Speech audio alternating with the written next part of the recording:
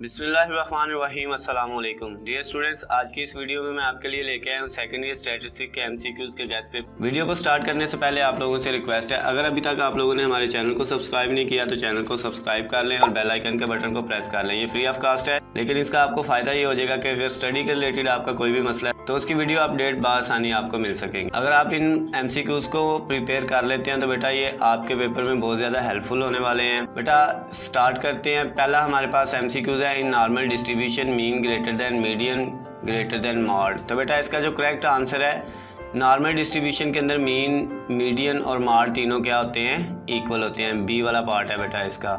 उसके बाद अगर बेटा हम आगे चले सेकंड वाले की तरफ, तो सेकंड वाला है हमारे पास normal distribution range from. Normal distribution की बेटा रेंज होती है -∞ to +∞। In normal distribution mean, median and mode are identical. उसके बाद बेटा नेक्स्ट है, in normal distribution area above mean is 0.5 यानी 1/2 होता है। उसके बाद the mean deviation of normal distribution is 4/5 sigma. Mean deviation का फार्मूला बेटा होता है 4/5 सिग्मा। नेक्स्ट बेटा एमसीक्यूज है हमारे पास, the point of infection in normal distribution are mu minus sigma, mu plus sigma. ये बेटा फर्स्ट वाला आंसर है इसका। नेक्स्ट है, the location and shape of the normal distribution depend upon its parameter which are. बेटा इसका D वाला part है, mu and sigma square. Mu बेटा मीन को कहते हैं, सिग्मा स्क्वायर वेरिएंस को कहते हैं। उसके बाद बेटा नेक्स्ट है, E mod X minus mu mod and E X minus mu square are mean deviation and variance. बेटा पहली वैल्यू मीन की है, मीन डेविएशन की है, और दूसरी वैल्यू बेटा किसकी है, वेरिएंस की है। सी वाला पार्ट है इसका। उसके बाद बेटा अगर नेक्स्ट चले हमारे पास क्या है, n 0 to 1 means that the random variable has 0 mean and unit variance. The distribution of 5x - 4 is. बेटा ये -4 और 25 इसका आंसर है। The value of maximum ordinate in standard normal distribution is 1/√2 पाई। उसके बाद बेटा नेक्स्ट इसी तरह बेटा अगला जो है ये तकरीबन 140 है। अगर मैं एक एक पढ़ के बेटा आपको सुनाने लगूंगा, बताने लगूंगा तो बेटा ये वीडियो बहुत ज़्यादा लंबी हो जाएगी, इसलिए बेटा मैं एक एक करके ऊपर करते जाता हूँ, तो आप बेटा इसको जो है वो राइट डाउन कर लें। नेक्स्ट बेटा हमारे पास है स्टैंडर्ड नॉर्मल डिस्ट्रीब्यूशन के बारे में, उसका आंसर बी है 0 और 1। नेक्स्ट बेटा normal distribution has none of these. इनमें बेटा इसका कोई भी आंसर नहीं है इसके साथ जो मिलता हो। Form a normal distribution mean always lies between. ये बेटा इसका डी वाला पार्ट है, नन ऑफ दिस। उसके बाद बेटा नेक्स्ट पेज पे चलते हैं। Normal distribution is represented by, ये बेटा एन मीन और वेरिएंस। ये बेटा सिग्मा स्क्वायर वेरिएंस को कहते हैं, ए वाला पार्ट है। नेक्स्ट का बेटा हमारे पास फिर ए वाला पार्ट है, बाइनोमियल वाला। उसके बाद नेक्स्ट का बी वाला पार्ट है बेटा हमारे पास। नेक्स्ट वाला जो क्वेश्चन है, normal distribution is distribution of, ये बेटा कॉन्टीन्यूस वेरिएबल, सी वाला पार्ट है। उसके बाद maximum ordinate of normal distribution is at x equal mu, ये बेटा डी वाला पार्ट है इसका। आगे नॉर्मल डिस्ट्रीब्यूशन आपको दी हुई है और कहता है ये इक्वल किसके है, इसका आंसर बेटा ये है 0.6827। इसको बेटा सॉल्व करके करना है ये आपने। उसके बाद नेक्स्ट बेटा हमारे पास है, a population that consist of unlimited number of element is called infinite population. B वाला आंसर है बेटा। The value calculated from population are called parameters. B वाला आंसर है बेटा इसका। A numerical quantity calculated from the sample is called sample statistic. ये बेटा C वाला पार्ट है इसका। उसके बाद all the possible shoes made in Bata shoes factory is example of infinite population. ये बेटा शूज़ की जो बाटा कंपनी है उसकी एग्जाम्पल दी हुई है इसमें। उसके बाद बेटा नेक्स्ट हमारे पास है, the latest census in Pakistan was held in March 1998। C वाला पार्ट है। Each and every unit of the population is enumerated in census. A वाला पार्ट है बेटा इसका। उसके बाद नेक्स्ट बेटा अगर हम चलें तो हमारे पास है, the total number of possible sample in sampling with replacement. ये बेटा चैप्टर नंबर 11 का स्टार्ट हो गया, इससे पहले वाले चैप्टर नंबर 10 के थे। ये बेटा इसका है विद रिप्लेसमेंट का फार्मूला है कैपिटल एन की पावर स्मॉल एन, ए वाला। उसके बाद बेटा नेक्स्ट जो क्वेश्चन है हमारे पास विदाउट रिप्लेसमेंट का है, एन यहाँ पे बेटा ये सी होता है, ये क्या होता है C, N C N, capital N C small N, इसका सी वाला पार्ट है बेटा। उसके बाद नेक्स्ट अगर चले बेटा, Pakistan cricket team can be regarded as judgment sampling, इसका सी वाला पार्ट है बेटा। Non sampling error are reduce by reducing the amount of data, B वाला पार्ट है। इसी तरह बेटा आगे सैम्पलिंग एरर वाले का ए वाला पार्ट है। The difference between statistic and parameter is called standard error, B वाला है बेटा। उसके बाद अगर हम नेक्स्ट चलें बेटा तो हमारे पास for making voters list in the country we need, ये बेटा इनमें कोई भी नहीं है, नन ऑफ दीज है इसका। If the sample size is increase then standard error will be decreased, B वाला पार्ट है बेटा। उसके बाद which of the following is impossible in sampling, कौन सी चीज़ इम्पॉसिबल है टू मेक वोटर लिस्ट, बेटा वोटर्स की लिस्ट बनाना जो है वो इम्पॉसिबल है सैम्पलिंग में। A sampling is usually selected by without replacement, a sample which is free from bias is called unbiased sample, B वाला पार्ट बेटा। उसके बाद अगले का ए वाला है स्टैंडर्ड एरर वाला। नेक्स्ट का बेटा हमारे पास है सैम्पलिंग विद रिप्लेसमेंट, ये वाला ए वाला पार्ट है। उसके बाद बेटा अगर हम आगे चलें तो हमारे पास है द रूल और formula that is use to estimate a population parameter is called, इसको बेटा एस्टिमेटर कहते हैं। उसके बाद एस्टिमेटर को जो है वो रिप्रेजेंट इससे करते हैं, ए वाला पार्ट है इसका। नेक्स्ट का बेटा फिर ए वाला अनबाइस्ड एस्टिमेटर वाला।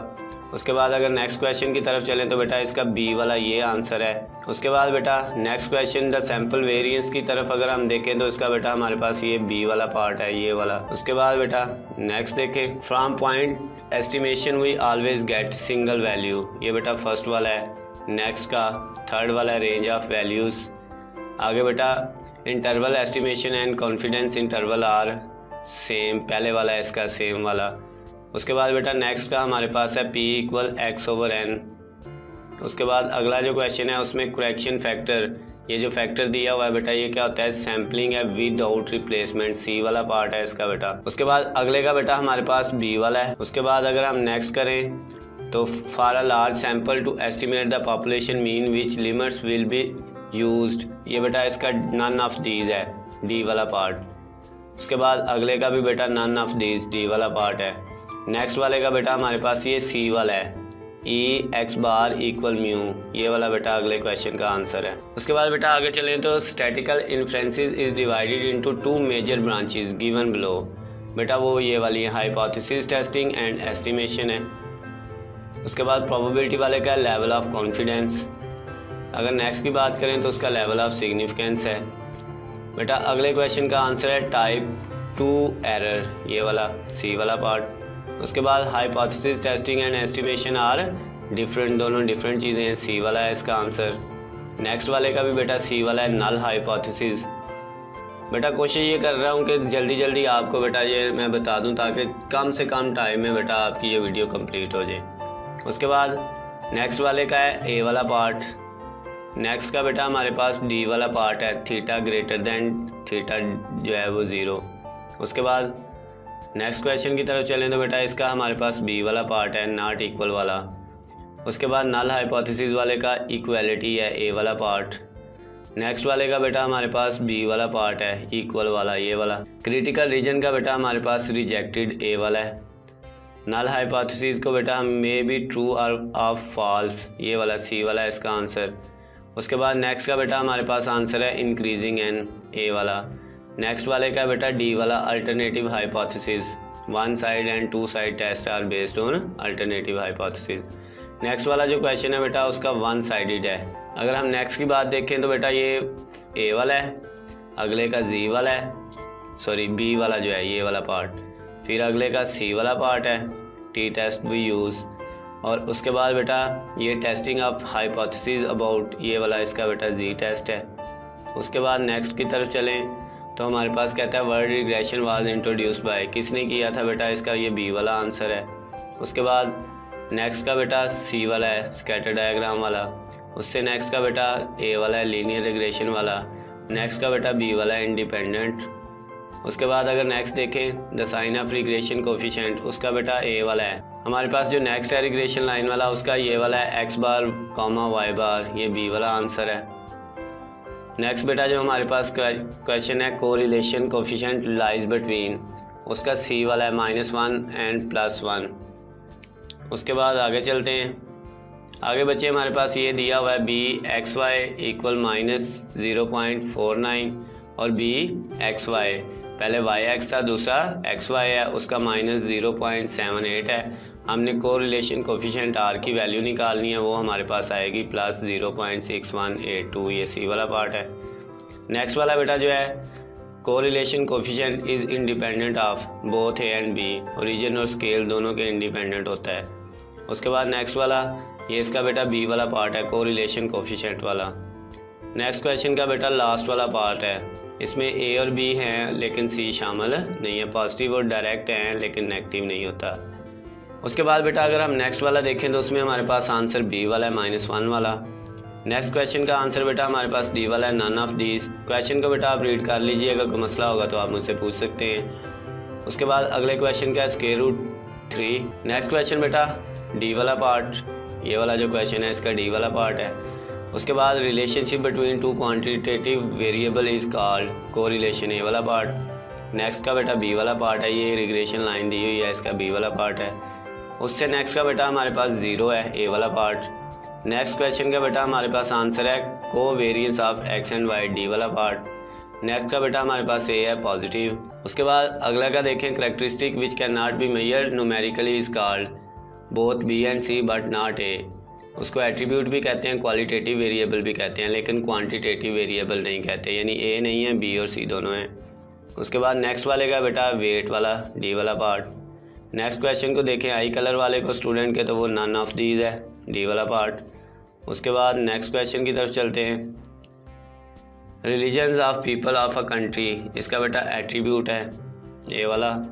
डिग्री ऑफ रिलेशनशिप का एसोसिएशन है, बी वाला। नेक्स्ट का भी बेटा बी वाला है, R-1 C-1 वाला। उसके बाद नेक्स्ट क्वेश्चन ही अगर हम एक्स के डिस्ट्रीब्यूशन देखें तो वो बेटा हमारे पास पॉजिटिवली स्क्यूड है, ए वाला आंसर है। नेक्स्ट का हमारे पास नेगेटिव आंसर है। इस वाले क्वेश्चन का हमारे पास भी ए वाला एसोसिएटेड वाला आंसर है। अगर नेक्स्ट देखें 3/3 वाला कॉन्टीजेंसी टेबल, तो उसका आंसर हमारे पास उसकी डिग्री ऑफ फ्रीडम क्या है, 4 है, यानी सी वाला पार्ट। नेक्स्ट क्वेश्चन की तरफ चलते हैं बेटा Spearman coefficient of rank correlation की तरफ, तो इसका बेटा -1 से +1 के दरमियान में आंसर होता है। नेक्स्ट वाला बेटा उसका हमारे पास फिर -1 और +1 के दरमियान में आंसर होता है। आगे ये हमारे पास एक फार्मूला है, इसमें ए और बी दो एट्रीब्यूट है, उनके बारे में बताना है। तो कहता है इसमें बोथ बी एंड सी यानी नेगेटिवली एसोसिएटेड है और डी एसोसिएटेड है। उसके बाद डी वाला इसका पार्ट है। नेक्स्ट वाले का बेटा सी वाला इंडिपेंडेंट वाला। उसके बाद अगर नेक्स्ट क्वेश्चन की बात करें कॉन्टीजेंसी वाले की, तो इसका बी वाला है, ये फार्मूला है बेटा। अगले क्वेश्चन का बेटा आंसर हमारे पास क्या है, ए वाला। उसके बाद बेटा नेक्स्ट क्वेश्चन देखें तो हमारे पास ये अल्फ़ा बीटा वाला है, इसका आंसर क्या है, 0 है।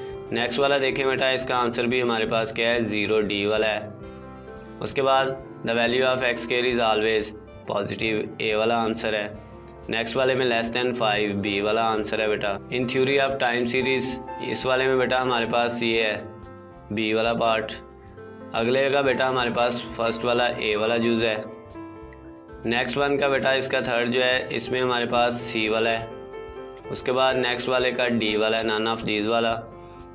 इन सेमी एवरेज मेथड वाले में बेटा 2 पार्ट्स यानी ए वाला है। उसके बाद अगले में देखें तो उसमें भी बेटा हमारे पास क्या है, बी वाला है, मिडल वैल्यू। नेक्स्ट पे चलते हैं बेटा graph of time series is called histogram, C वाला आंसर है। नेक्स्ट का अगर देखें बेटा मेथड ऑफ सेमी एवरेज वाले का, तो इसका ए और बी दोनों हैं, लीनियर और अप्रोक्सीमेटली लीनियर के वाला है, दोनों ही हैं इसमें। नेक्स्ट बेटा जो हमारे पास है वो टाइम सीरीज़ की एग्जांपल जो नहीं है वो हमारे पास ना number of children in a family, B वाला आंसर है इसका। नेक्स्ट अगर देखें अर्थमेटिक मीन बेटा यूज़ होती है वो एक्सट्रीम वैल्यूज़ के लिए, सी वाला पार्ट है इसका। नेक्स्ट वाला जो क्वेश्चन है बेटा इसके अंदर भी हमारा आंसर कौन सा है, सी वाला, method of moving averages. Next वाले में बेटा some values at the beginning, ये वाले का आंसर बेटा हमारे पास method of moving average, B वाला। अगले क्वेश्चन को देखें बेटा अकॉर्डिंग टू द मेथड वाले को, तो इसमें हमारे पास नन ऑफ दीज, डी वाला आंसर है। अगला जो क्वेश्चन है उसमें बेटा हमारे पास इन इवन नंबर, ए वाला आंसर है। नेक्स्ट वाला बेटा सेकुलर ट्रेंड वाले के अंदर हमारे पास 10 ईयर, डी वाला आंसर है। उसके बाद लास्ट वाला हमारे पास ये जो स्लाइड है इसमें हमारे पास ट्रेंड वैल्यू वाले का आंसर है ग्राफ, सेकंड वाला। The the minimum duration of a session is 1 second. D वाला आंसर है बेटा इसका। नेक्स्ट वाले का बी वाला आंसर है, और ये वाला जो है हमारे पास, इसका बेटा हमारे पास फिर बी वाला आंसर है, साइक्लिकल मूवमेंट वाला। नेक्स्ट वाले का बेटा हमारे पास सेशनल वेरिएशन वाला ए वाला पार्ट है। हमारे पास पहला शॉर्ट क्वेश्चन ये है, व्हाट इज़ स्टैटिस्टिक। स्टैटिस्टिक क्या है, इसको डिफाइन करना है। Number 2, what is sampling and also right units of sampling. Sampling क्या है और सैम्पलिंग के आपने क्या लिखने हैं, यूनिट्स लिखने हैं। नंबर 3 आपके पास है, define normal distribution. Normal distribution को डिफाइन करना है। नंबर 4 है, what is degree of freedom. Degree of freedom से क्या मुराद है। क्वेश्चन नंबर 5 है हमारे पास, difference between finite and infinite population. क्या बेटा, difference between finite and infinite population. Number 6 है हमारे पास, what is statical inference. Statical inference से क्या मुराद है। Number 7, write properties of normal distribution. Normal distribution की प्रॉपर्टीज़ आपने लिखनी है। उसके बाद अगर नेक्स्ट क्वेश्चन 8 की तरफ चलें तो वो क्वेश्चन है हमारे पास, define simple linear regression. Question number 9 है हमारे पास, find the slope and Y intercept of line whose equation. ये हमारे पास इक्वेशन है 3x - 5y is equal to 20। इस इक्वेशन की हमने स्लोप भी फाइंड करनी है और y इंटरसेप्ट भी फाइंड करना है। उसके बाद नेक्स्ट है, what is parameter. Question number 10 जो है वो क्या है, व्हाट इज़ पैरामीटर। पैरामीटर से क्या मुराद है। क्वेश्चन नंबर 11 है, differentiate between estimate and estimator. Estimate और एस्टीमेटर में क्या फ़र्क है। क्वेश्चन नंबर 12 है हमारे पास, write additive model of time series. Time series का आपने क्या करना है, एडिटिव मॉडल लिखना है। क्वेश्चन नंबर 13 है हमारे पास, define normal frequency distribution. Normal frequency distribution की तारीफ़ करनी है आपने।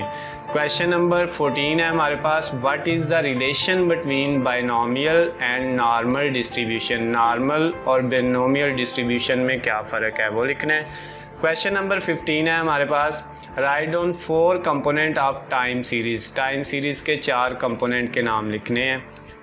आगे अगर हम चलें, क्वेश्चन नंबर 16 है हमारे पास। क्वेश्चन नंबर 16 में है, in a normal distribution mean deviation is equal to 16, then find the standard deviation and variance. Mean deviation की वैल्यू गिवन दी हुई है, वेरिएंस और स्टैंडर्ड डेविएशन हमने फाइंड करना है बेटा। क्वेश्चन नंबर 17 है, what is perfect positive association. Perfect positive association से क्या मुराद है। क्वेश्चन नंबर 18 है, what is the main purpose of sampling. Sampling का मेन पर्पस क्या है, उसको डिफाइन करना है।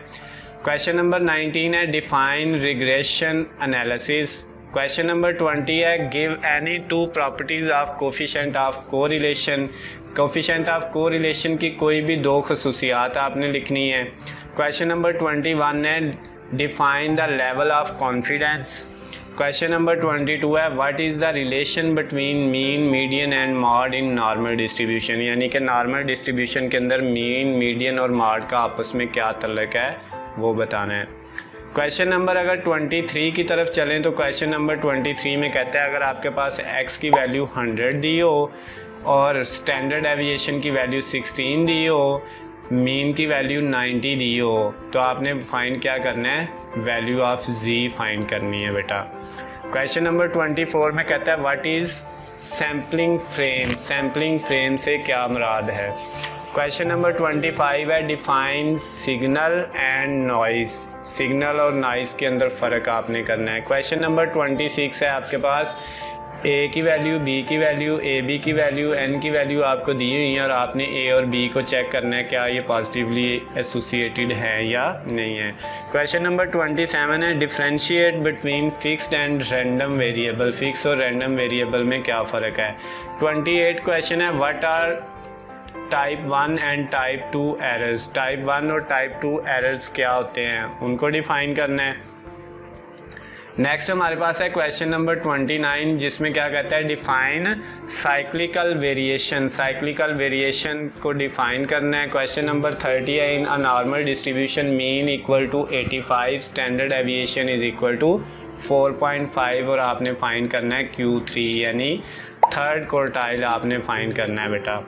उसके बाद 31 क्वेश्चन को अगर देखें तो उसमें कहता है differentiate between simple and composite hypothesis. Simple और कंपोजिट हाइपोथेसिस में क्या फ़र्क है। क्वेश्चन नंबर 32 देखें तो क्वेश्चन नंबर 32 में हमने करना है व्हाट इज़ टेस्ट स्टैटिस्टिक, यानी कि टेस्ट स्टैटिस्टिक से क्या मुराद है। क्वेश्चन नंबर 33 देखें तो उसमें क्या कह रहा है what is meant bye sampling error. Sampling error से क्या मुराद है उसको डिफाइन करना है। क्वेश्चन नंबर 34 में कह रहा है डिफाइन टर्म बाइस, ये BIAS इसका क्या मतलब है ये आपने बताना है। क्वेश्चन नंबर 35 में हमने स्कैटर डायग्राम को डिफाइन करना है। क्वेश्चन नंबर 36 में हमने सैम्पलिंग को डिफाइन करना है विद एंड विदाउट रिप्लेसमेंट, यानी define sampling with and without replacement. Sampling की डेफिनेशन करनी है रिप्लेसमेंट के साथ और रिप्लेसमेंट के बगैर। क्वेश्चन नंबर 37 में कहता है अगर आपके पास x बार की वैल्यू 1 दी हो, ये x बार है यानी x के ऊपर जो लाइन लगी होती है, y बार की वैल्यू अगर 2 दी हो और b की वैल्यू भी कितनी हो 2 हो, तो आपने वैल्यू किसकी फाइंड करनी है, a की वैल्यू फाइंड करनी है। नेक्स्ट बेटा अगर हम क्वेश्चन नंबर 38 की तरफ चलें तो 38 वाले में हमें कहता है अगर आपके पास x/y की वैल्यू 90 हो, s(x) की वैल्यू 4 हो और sy की वैल्यू 16 हो, तो आपने bxy और byx की वैल्यूज़ को फाइंड करना है बेटा। उसके बाद नेक्स्ट क्वेश्चन नंबर 39 में कहता है define the term secular trend. Question number 40 है what is meant by attribute. Question number 41 है define point of inflection. Question number 42 है define the meaning of census. Question number 43 है describe the meaning when r equal to 0। जब r 0 के equal होता है तो इसका क्या मतलब है ये आपने बताना है बेटा। उसके बाद क्वेश्चन नंबर 44 में क्या कह रहा है find the ordinate of curve at z is equal to -0.84। जब z -0.84 हो तो ऑर्डिनेट की वैल्यू क्या होगी वो फाइंड करनी है। आगे क्वेश्चन नंबर 45 में कहता है what is curve fitting. Curve fitting से क्या मुराद है। क्वेश्चन नंबर 46 में क्या कह रहा है what is contingency table. Contingency table से क्या मुराद है। 47 में क्या कहता है define principle of least square, यानी लीस्ट स्क्वायर का प्रिंसिपल को डिफाइन करना है। क्वेश्चन नंबर 48 में क्या कहता है if z negation n 0 1 then find p of z less than -1.96। यहाँ पे जो ये z negation n के आगे वैल्यू 0 1 लिखी है, 0 मीन है और 1 जो है वो स्टैंडर्ड डेविएशन की वेरिएंस की वैल्यू होती है बेटा। 49 वाला क्वेश्चन है describe the hypothesis testing. Hypothesis testing को आपने डिस्क्राइब करना है। क्वेश्चन नंबर 50 है आपके पास define rank correlation. Rank correlation से क्या मुराद है। तो बेटा ये आपके पास 50 शॉर्ट क्वेश्चन थे जो आपने करने हैं। मोस्ट इम्पोर्टेंट शॉर्ट क्वेश्चन है बेटा जो आपके पेपर में आने के चांसेस ज़्यादा से ज़्यादा होते हैं। इन क्वेश्चन को आपने अच्छे से कर लेना है। और बेटा अगर आप लोगों को इनके आंसर वगैरह नहीं मिल रहे, आपको ढूंढने में कोई इशू हो रहा है, तो बेटा आप लोगों ने कमेंट सेक्शन में मुझे बताना है ताकि मैं इनके आंसर को भी आप लोगों के साथ डिस्कस कर सकूं। इनके आंसर्स के ऊपर भी एक वीडियो बना दूं बेटा। तो आप लोगों ने बेटा अपनी राय का इजहार ज़रूर करना है। आपको जो है बेटा जो भी मसला होगा इसके बारे में वो आपने मुझे बताना है।